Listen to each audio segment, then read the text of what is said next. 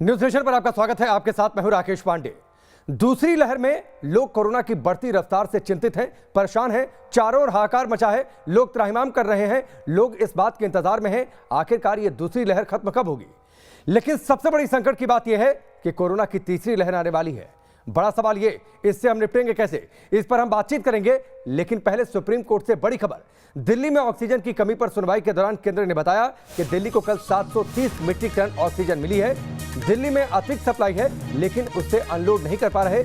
अगर दिल्ली को ज्यादा सप्लाई देते रहेंगे तो दूसरे राज्यों को दिक्कत हो सकती है। तो ये बड़ी खबर है। इस वक्त ऑक्सीजन की सप्लाई को लेकर केंद्र ने जो जानकारी कोर्ट में दी है कि दिल्ली को कल 730 मीट्रिक टन ऑक्सीजन दी गई, लेकिन उससे अनलोड करने में दिक्कत हो रही है। और अगर दिल्ली को इसी तरीके से हम ऑक्सीजन देते रहेंगे तो दूसरे राज्यों को इससे दिक्कत हो सकती है। सुप्रीम कोर्ट ने यह पूछा कि अस्पतालों में बफर स्टॉक है। अरविंद हमारे साथ जुड़ चुके हैं, सीधे उनका रुख करते हैं। अरविंद, लगातार हर रोज सुप्रीम कोर्ट में सुनवाई चल रही है ऑक्सीजन सप्लाई को लेकर। बिल्कुल, आज केंद्र सरकार को ये बताना था कि आखिर दिल्ली में 700 मैट्रिक टन ऑक्सीजन सप्लाई सुनिश्चित करने का उसके पास प्लान क्या है। अभी जो सरकार की तरफ से बताया गया वो ये कि 737 मैट्रिक टन ऑक्सीजन की सप्लाई कल दिल्ली में हुई है। यानी दिल्ली की तरफ से जो डिमांड की गई है उससे कहीं ज्यादा ऑक्सीजन की सप्लाई की गई है, जैसा केंद्र सरकार का कहना है। लेकिन केंद्र सरकार एक बार फिर इस बात को दोहरा रही है कि जो 700 मैट्रिक टन की जो ऑक्सीजन की मांग है दिल्ली की, वो जायज मांग नहीं है। उनका ये कहना है कि दिल्ली के अस्पतालों में 478 मैट्रिक टन स्टोरेज करने की कैपेसिटी है। हॉस्पिटल्स के पास अपने टैंक नहीं है और दिल्ली के पास अपने टैंकर नहीं है। तो ऐसी सूरत में हमें इस बात का डर है कि अगर हम 700 मैट्रिक टन से ज्यादा ऑक्सीजन दे भी रहे हैं दिल्ली को, तो शायद ये उन राज्यों के साथ नाइंसाफी होगी जिनको जरूरत ज्यादा है।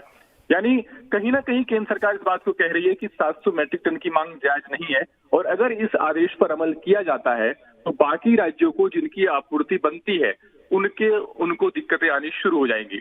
इन सब के बीच ठीक है अरविंद, हमसे जुड़ने के लिए, इस पूरी जानकारी के लिए आपका बहुत बहुत शुक्रिया। अरविंद हमारे साथ जुड़े हुए थे, जो बता रहे थे आज कोर्ट में क्या कुछ हुआ। 700 मीट्रिक टन कल ऑक्सीजन सप्लाई की गई देश की राजधानी दिल्ली को। देश में कोरोना की दूसरी लहर से कोहराम मचा है। दूसरी लहर का सामना करने में हमारा हेल्थ सिस्टम बुरी तरह नाकाम साबित हुआ, फेल हो चुका है।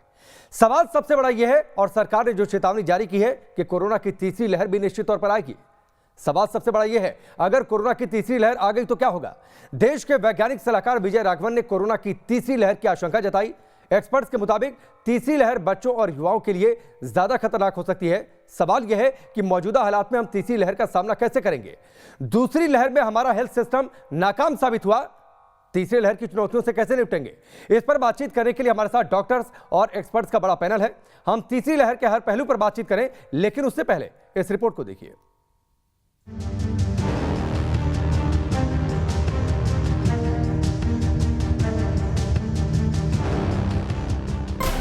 पहली बार 24 घंटे में 4,12,000 से ज्यादा केस। देश में एक दिन में 3,900 से ज्यादा मौतें। कोरोना की दूसरी लहर पीक पर पहुंच चुकी है। चारों तरफ हाहाकार मचा है, लेकिन बुरी खबर यह है कि इस महामारी से अभी छुटकारा नहीं मिलने वाला।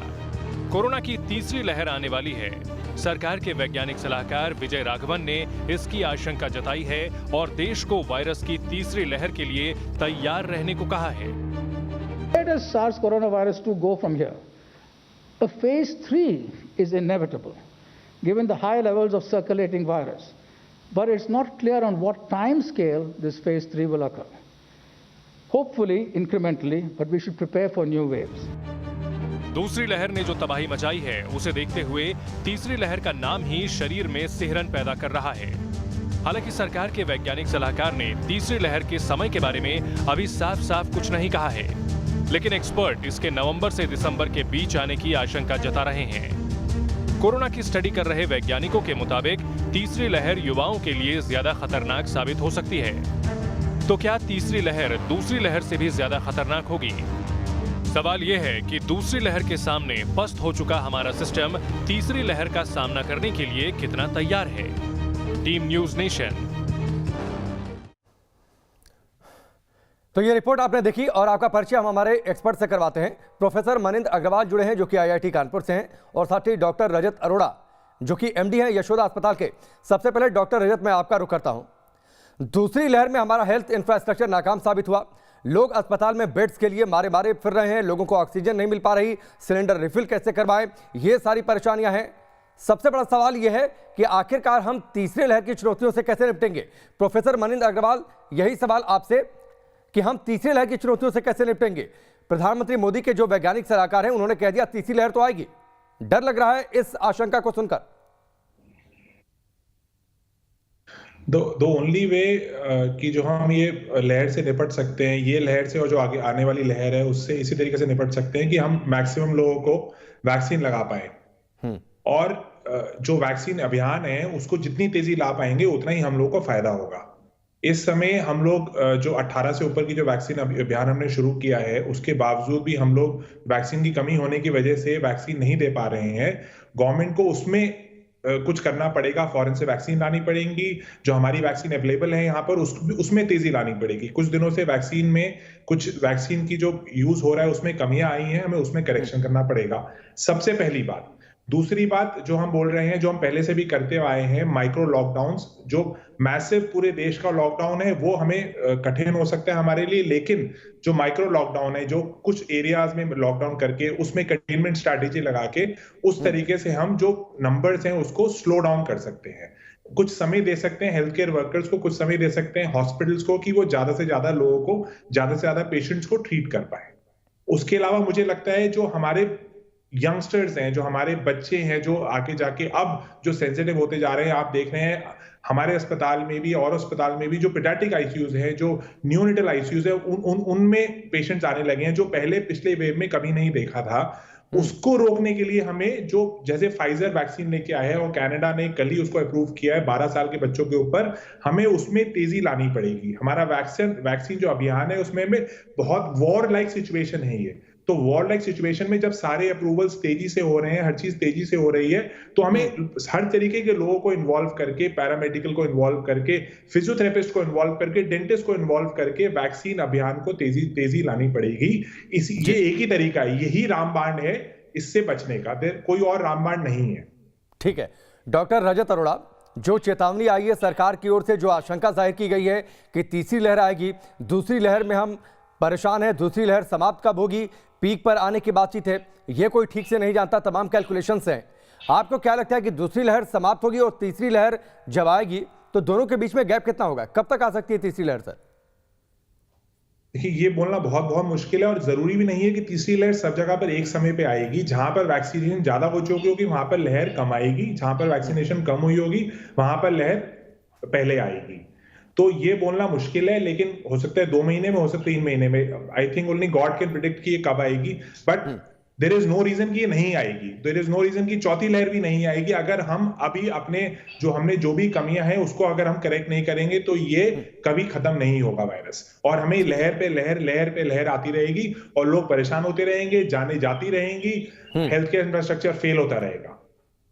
ठीक है डॉक्टर रजत अरोड़ा, तीसरी लहर की आशंका की बातचीत है, तीसरी लहर से हम निपटें, ये इस बात पर निर्भर करेगा मुझे लगता है कि हमें यह तय करना पड़ेगा या फिर हमें यह जान लेना होगा कि तीसरी लहर में सबसे ज्यादा टारगेट पर कौन होगा। क्या युवा इसका सबसे ज्यादा शिकार बन सकते हैं या फिर बच्चे?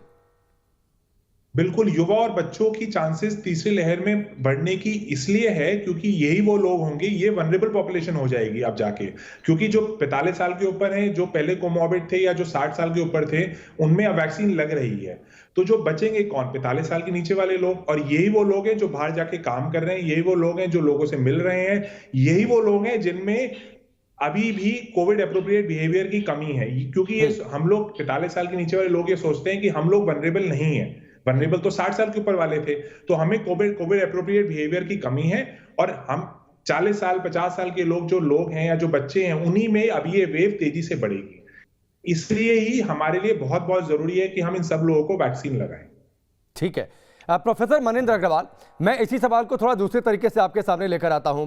युवा टारगेट पर हो सकते हैं, युवाओं के लिए हालांकि वैक्सीनेशन की शुरुआत हो गई है, क्या आपको नहीं लगता बच्चों के लिए खासतौर पर स्ट्रेटजी बनाई जानी चाहिए, क्योंकि तीसरी लहर में बच्चे ज्यादा हो सकता है एक्सपोज हो जाएं या फिर वो ज्यादा टारगेट पर हो जाएं, क्योंकि उनके लिए कहीं से भी वैक्सीनेशन की भी बातचीत नहीं हो रही है? बिल्कुल, स्ट्रैटेजी तो बनानी ही पड़ेगी, उसका कोई दूसरा रास्ता नहीं है। हाँ, ये जरूर है कि अभी फौरन उसके लिए स्ट्रेटेजी बनाने की इतनी अर्जेंसी नहीं है। अभी सबसे महत्वपूर्ण बात यह है कि जितने अधिक से अधिक पॉपुलेशन का, अगर 18 प्लस को हम वैक्सीनेट कर रहे हैं, तो जितनी अधिक से अधिक पॉपुलेशन है 18 प्लस, उनको वैक्सीनेट कर दें जल्दी से जल्दी। ये दूसरी लहर जो जब तक समाप्त होगी 2 महीने में अंदाज जो है, उसके बाद ही तीसरी लहर जब आएगी भी, तो कम से कम दूसरी, देखिए ऐसा होता है कि 2 लहरों के बीच में 2-3 महीने का समय होता है, क्योंकि वो समय इस प्रकार का होता है कि उसमें वायरस म्यूटेट करता है। जो लोग की इम्यूनिटी नेचुरली आ गई होती है, उनमें से कई लोगों की इम्यूनिटी जाने में समय लगता है। तो वो समय जो होगा, जो कि पिछली पहली और दूसरी लहर के बीच में भी था, तो कुछ शायद थोड़ा कम हो या जाते हो सकता है, लेकिन थोड़ा समय होगा। और उस समय ये जितने जैसे बच्चे हैं या दूसरे वल्नरेबल पॉपुलेशन है, उनको वैक्सीनेशन कैसे किया जाए, उस समय उसको ध्यान देने की बहुत ज़्यादा जरूरत होगी। एक सवाल और आपसे सर, क्योंकि देखिए वैक्सीनेशन तो हर दिन हो रहा है, वैक्सीनेशन की रफ्तार को बढ़ाने की जरूरत है, तो क्या हर दूसरी, तीसरी या चौथी लहर पिछली लहर से ज्यादा खतरनाक होती है, या ये इस बात पर निर्भर करेगा कि हमने टारगेट पॉपुलेशन को कितना ज्यादा वैक्सीनेट कर दिया? बिल्कुल इस पे निर्भर करेगा कि कितनी पॉपुलेशन वैक्सीनेटेड है। अगर हम एक थ्रेशोल्ड से अधिक पॉपुलेशन को वैक्सीनेट कर लेंगे, तो फिर जो लहर आएगी भी वो कोई बहुत विशेष नहीं होगी, वो थोड़ा आगे बढ़ के समाप्त हो जाएगी। जितनी कम जनसंख्या वैक्सीनेटेड होगी, उतनी बड़ी लहर आने की संभावना है। ठीक है। डॉक्टर रजत अरोड़ा, देखिए तीसरी लहर में वैक्सीनेशन की लगातार बातचीत हो रही है। आपने कहा कि बच्चों के लिए फाइजर वैक्सीन लेकर आई है, उसे कनाडा में अप्रूवल दिया गया है, तो ज़रूरी है कि हम सारे मोर्चों पर एक साथ तैयारी शुरू करें, एक साथ लड़ाई शुरू करें, क्योंकि दूसरी लहर समाप्त होगी, जितना भी हमें समय मिलेगा वो उस समय में हम कितने ज़्यादा एक्टिव रहे, शायद ये इस बात को तय कर देगा कि तीसरी लहर में हमें कितना कम नुकसान होगा। कोशिश तो हमारी यही रहनी चाहिए कि हम ज़्यादा से ज़्यादा लोगों को, हर तरीके के लोगों को, जैसे प्रोफेसर साहब ने कहा कि पहले तो हमारी कोशिश ये रहनी चाहिए कि 18 साल के लोगों के ऊपर को हम वैक्सीनेट कर पाएं, लेकिन साथ साथ हमारे देश में कैपेसिटी है, इतने सारे लोग हैं हमारे देश में, इतने सारे पैरामेडिकल स्टाफ हैं हमारे देश में, पैरामेडिकल स्टाफ की कमी नहीं है बहुत। अभी भी आप देखें तो फिजियोथेरेपिस्ट, जो बहुत सारे फिजियोथेरेपिस्ट हैं, क्योंकि फिजियोथेरेपी क्लिनिक्स अभी नहीं चल रही हैं, बहुत सारे डेंटिस्ट हैं क्योंकि लोग डेंटिस्ट के पास जाने से डर रहे हैं, ये इस तरह के बहुत सारे डॉक्टर्स हैं जो हमारी मदद कर सकते हैं वैक्सीनेशन प्रोग्राम में।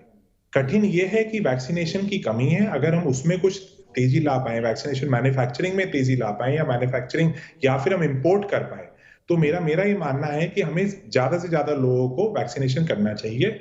और एक बात और है कि जैसे प्रोफेसर साहब ने कहा कि म्यूटेशन हो रही है वायरस में, और वायरस में म्यूटेशन 2 से 3 महीने में नई म्यूटेशन हो सकती है, तो ये पॉसिबिलिटी भी है कि जैसे जो फाइजर इस पे काम कर रहा है, हमारा सीरम इंस्टीट्यूट भी काम कर रहा है, कि जो वैक्सीन हमें इसकी बूस्टर डोज भी लगानी पड़ सकती है, कि जो नए म्यूटेंट वायरसेस आते हैं, जो नए वेरिएंट आ रहे हैं, जो आप देख रहे हैं नए लीनिएजेस आ रहे हैं, जिनकी लोग B117B अलग अलग नामों से जान रहे हैं, जैसे वाइजेक वेरिएंट हो गया, या डबल म्यूटेंट इंडियन वेरिएंट हो गया, वेस्ट बंगाल वेरिएंट हो गया। अभी ये सारे वेरिएंट हमारी करंट वैक्सीन पे इफेक्टिव है, मतलब ये हमारी जो करंट वैक्सीन है ये इस पे इफेक्टिव है, लेकिन आगे जाके 6 महीने 1 साल के बाद हमें ये नहीं पता कि जो नए वायरसेस आएंगे वो इस पे हमारी जो करंट वैक्सीन है उससे इफेक्टिव होंगे। इसके लिए हमें साथ साथ जो रिसर्च चल रही है उसके साथ साथ जैसे जैसे वैक्सीन आती रहेंगी, हो सकता है हमें उसकी बूस्टर डोज हमें लगानी पड़े, तो हमें उसकी तैयारी। लेकिन professor Maninder Agrawal, supreme court में देखिए लगातार सुनवाई चल रही है, ऑक्सीजन की सप्लाई को लेकर कितनी ज़्यादा हम तैयार हैं, इसको लेकर भी सुनवाई चल रही है, तमाम व्यवस्थाओं की खामियां निकलकर सामने आ रही हैं। सुप्रीम कोर्ट ने सर चिंता जताई है कि दूसरी लहर में ये हाल है, लोगों को बेड्स नहीं मिल रहे, ऑक्सीजन नहीं मिल रहे, तीसरी लहर में क्या होगा? आपको लगता है कि तीसरी लहर के लिए हम तैयार हो रहे हैं, या फिर दूसरी लहर से इतना हम सबक लेंगे कि तीसरी लहर में कम से कम इतनी ज़्यादा क्राइसिस ना हो? देखिए, पूरी प्रयास होना चाहिए कि तीसरी लहर जब आए तो हमारी इतनी तैयारी हो चुके कि किसी को समस्या ना हो। ये वायरस कहीं अब जाने वाला नहीं है, ये म्यूटेट करेगा ही, तो हम ये अब नहीं सोच सकते कि एकदम समाप्त हो जाएगा। जैसे हम सिर्फ ये प्रयास कर सकते हैं कि जब भी ये वायरस एक्टिव हो और लोगों को इफेक्ट करना शुरू करे, तो इतनी संख्या में लोग अफेक्टेड ना हो, और जो होंगे उनको भी उपचार अच्छे से मिल जाए, बहुत ज़्यादा उनको तकलीफ ना हो। अगर हम ये कर लेंगे तो फिर जैसे और बीमारियां हैं वैसे एक ये नई बीमारी भी आ गई है जो चलती रहेगी। इसकी वजह से बहुत ज़्यादा, जिस तरह से अभी पूरी लोगों की जिंदगियां बंद हो गई हैं वैसा नहीं होगा। और उसका उपाय जैसे डॉक्टर अरोड़ा ने भी कहा कि वैक्सीनेशन ही उपाय है। वैक्सीनेशन सबको जो भी इसके लिए एलिजिबल हैं करवाना चाहिए।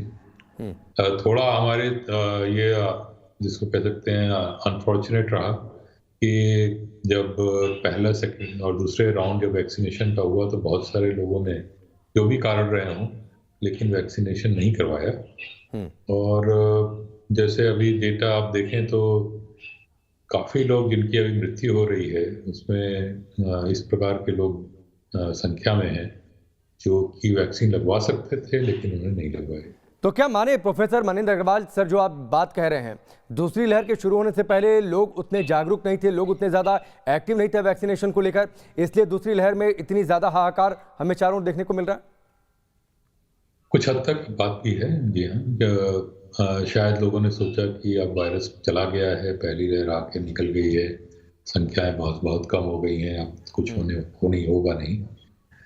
तो और कुछ भ्रांतियां भी थी वैक्सीन को लेके, तो लोगों को लग रहा था कुछ ये व्हाट्सएप के द्वारा मैसेजेस चले जा रहे थे कि वैक्सीन लेने से ये प्रॉब्लम हो जाती है, वैक्सीन लेने से लोग मर जाते हैं, मतलब हर प्रकार की चीजें चल रही थी। शायद लोगों ने कुछ में डर के मारे नहीं लगवाए, तो ये कारण रहे। लेकिन अब उसका जो भी कारण थे, मेरा कहने का मतलब ये है कि आगे भविष्य में इस बात का हमें सबको ध्यान रखना होगा कि वैक्सीन जब भी लगवा सकते हैं जरूर लगवाएं। जी ठीक है डॉक्टर रजत अरोड़ा, इसी सवाल को मैं आपके सामने भी लेकर आता हूं सर। सुप्रीम कोर्ट ने चिंता जताई है तीसरी लहर में क्या होगा। आपको लगता है कि जितना हमारा हेल्थ इंफ्रास्ट्रक्चर है या फिर हम उसको बूस्टअप करने के लिए जो तैयारियां कर रहे हैं, जो मेहनत कर रहे हैं, वो तीसरी लहर में पर्याप्त हो सकता है जितने लोग बीमार होंगे उनके इलाज के लिए? सेकेंड वेव में हम लोग बिल्कुल अनप्रिपेयर्ड थे, क्योंकि किसी ने भी फरवरी मार्च में नहीं सोचा था। महाराष्ट्र में तो शुरुआत हो गई थी, लेकिन किसी ने ये नहीं सोचा था कि कभी भी इस तरह की वेव आएगी। हम सब जैसे पहली वेव आई थी तो हम लोगों की तैयारियां थी, गवर्नमेंट की बहुत सारी तैयारियां थी, अस्पतालों की, प्राइवेट अस्पतालों की बहुत सारी तैयारियां थी। वो तैयारी हम लोग बिल्कुल भी तैयार नहीं थे सेकेंड वेव के लिए।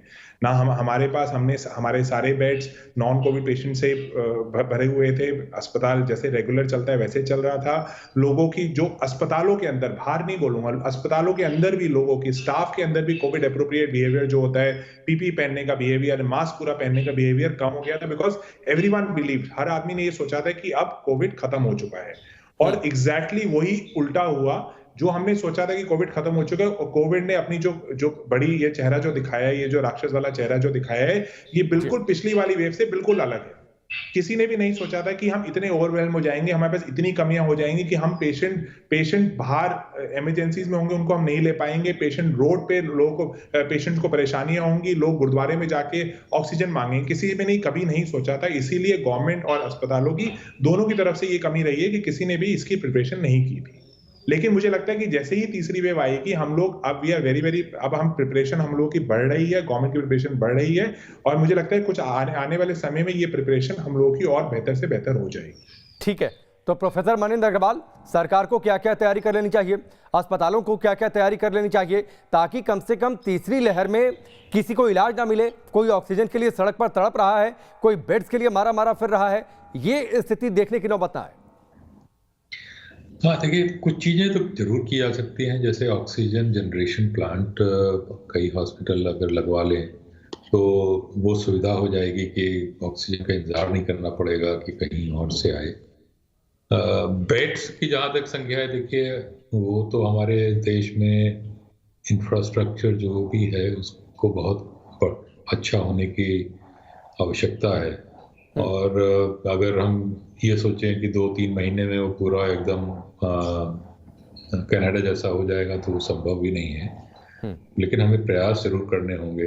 ये एक बहुत जिसको कह सकते हैं कि अच्छा सबक हम सब के लिए है कि इस प्रकार की महामारी से निपटने के लिए हमारे पास उचित क्षमता अभी नहीं है और हम सबको इसकी तरफ प्रयास करना होगा। हम केवल सरकार की तरफ नहीं देख सकते इसमें, हम सारे पूरी सोसाइटी को इसकी तरफ प्रयास करना होगा। और उनका कारण मैं इसलिए कह रहा हूँ कि देखा गया है कि सरकार पैसे आवंटित करती भी है तो उसको जो सही जगह खर्च होने की बजाय वो कहीं और खर्च हो जाता है। अक्सर आप देखेंगे सरकारी हॉस्पिटल्स में फंड आने के बावजूद भी ठीक से वहाँ फैसिलिटीज नहीं है। तो बहुत सारे इस तरह के फैक्टर्स हैं जो हम सबको मिल के सॉल्व करने होंगे। सरकार की हेल्प जरूर चाहिए।